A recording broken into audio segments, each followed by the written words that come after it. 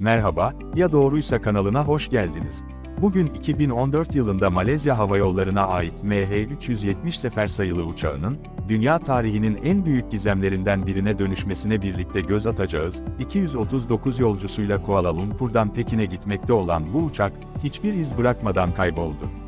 Bu kayboluş, hem havacılık dünyasını hem de kamuoyunu derinden sarstı. Peki, MH370'e gerçekten ne oldu?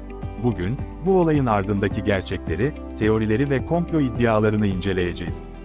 Bölüm 1, Olayın kronolojisi. 8 Mart 2014 sabahı, Malezya Hava Yolları'na ait MH370 sefer sayılı Boeing 777-1200R tipi uçak, Kuala Lumpur Uluslararası Havalimanı'ndan Pekin'e gitmek üzere havalandı.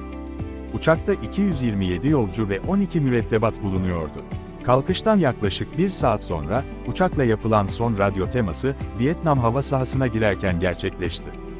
Bu noktadan sonra uçak radardan kayboldu ve bir daha izine rastlanmadı. Bölüm 2, Arama çalışmaları. Uçağın kayboluşunun ardından, tarihin en büyük arama ve kurtarma operasyonlarından biri başlatıldı. 26 ülkeden gemiler, uçaklar ve uzmanlar, uçağın izini sürmek için seferber oldu. İlk aramalar Güney Çin denizinde yoğunlaştı, ancak herhangi bir ize rastlanmadı. Daha sonra, elde edilen uydu verileri incelendiğinde, uçağın rotasının değiştirilmiş olduğu ve Güney Hint Okyanusu'na yöneldiği anlaşıldı.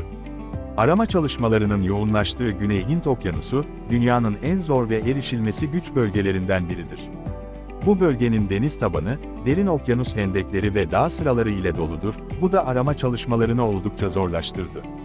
Ancak, yapılan geniş çaplı aramalara rağmen, uçağın enkazı bulunamadı. Bölüm 3, Olası nedenler. Peki, MH370 neden kayboldu? Bunun birkaç olası nedeni var. Geniş ve zorlu arama alanı. Güney Hint Okyanusu'ndaki arama alanı, yüz binlerce kilometre karelik bir bölgeyi kapsamaktadır. Bu kadar geniş bir alanda, küçük enkaz parçalarını bulmak son derece zordur. Ayrıca, deniz tabanının karmaşık yapısı, arama ekipmanlarının etkinliğini azaltmaktadır. Yetersiz ve yanıltıcı uydu verileri. Uçağın kayboluşundan sonra elde edilen uydu verileri, uçağın muhtemel rotası hakkında yalnızca kısıtlı bilgi sağlamıştır. Bu veriler, kesin bir enkaz bölgesi belirlemek için yeterli olmamıştır. Uydu verilerinin yanlış yorumlanması veya eksik olması, arama çalışmalarının doğru bölgeye odaklanamamasına neden olmuştur. Okyanus akıntıları ve doğal şartlar. Okyanus akıntıları, enkaz parçalarının arama alanından uzaklaşmasına ve farklı yerlere dağılmasına neden olabilir. Enkazın zamanla doğal şartlar nedeniyle okyanusun derinliklerine batmış olması da mümkündür. Bu durum, enkazı bulmayı daha da zorlaştırır. Bölüm 4, Komplo teorileri. MH370'in kayboluşu hakkında birçok komplo teorisi ortaya atıldı. Olayın gizemli doğası ve bilgi eksikliği, bu tür teorilerin yayılmasına neden oldu. İşte bazı popüler komplo teorileri. Bazı kişiler, uçağın UFO'lar tarafından kaçırıldığını iddia ediyor. Bu teori, uzaylılarla ilgili popüler kültürün bir parçası haline gelmiş durumda. Ancak, bu iddiaları destekleyecek somut bir kanıt bulunmamaktadır. Bir diğer teori, uçağın askeri bir üsse, örneğin Diego Garcia'ya indirilmiş veya gizli bir askeri deneyde kullanılmış olabileceğidir. Ancak, bu tür iddiaları destekleyecek somut kanıtlar yoktur. Ayrıca, böyle bir operasyonun uzun süre gizli kalması oldukça zordur. Pilotun kasıtlı olarak uçağı düşürdüğünü iddia eden teoriler de bulunmaktadır.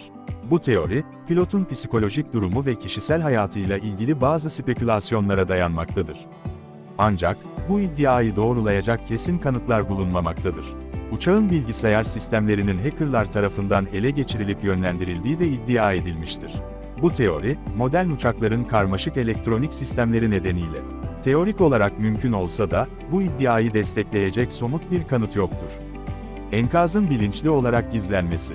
Bazı komplo teorisyenleri, uçağın enkazının aslında bulunduğunu ancak bazı hükümetler veya kuruluşlar tarafından kasıtlı olarak gizlendiğini iddia etmektedir. Bu teoriye göre, uçakta taşınan önemli bir yük veya bilgi saklanmak istenmiş olabilir. Ancak, bu tür bir gizleme operasyonunun çok sayıda insanın katılımını gerektireceği ve uzun süre gizli kalmasının zor olacağı göz önüne alındığında, bu teori mantıklı görünmemektedir. Bölüm 5, Sonuç ve devam eden gizem. Uçağın enkazının bulunamaması büyük ölçüde arama alanının genişliği, uydu verilerinin yetersizliği, okyanus akıntıları ve doğal şartlarla açıklanabilir.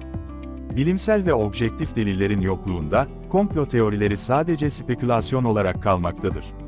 Arama çalışmaları zaman zaman durdurulmuş olsa da, yeni teknolojilerin ve yöntemlerin geliştirilmesiyle gelecekte bu gizemin çözülmesi umulmaktadır.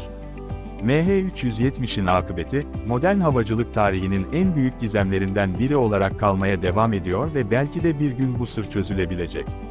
MH370 uçuşunun kayboluşu, bize ne kadar gelişmiş olursak olalım, bazı gizemlerin hala çözülemediğini gösteriyor. Bu olay, kaybolan uçaklar hakkında daha fazla bilgi edinmemiz ve gelecekte benzer trajedilerin önlenmesi için bir uyarı niteliğinde. Siz ne düşünüyorsunuz? MH370'in kayboluşu hakkında başka teorileriniz var mı? Yorumlarınızı bizimle paylaşın. Videoyu beğendiyseniz beğen butonuna basmayı, kanalımıza abone olmayı ve bildirimleri açmayı unutmayın. Bir sonraki videoda görüşmek üzere. Hoşça kalın.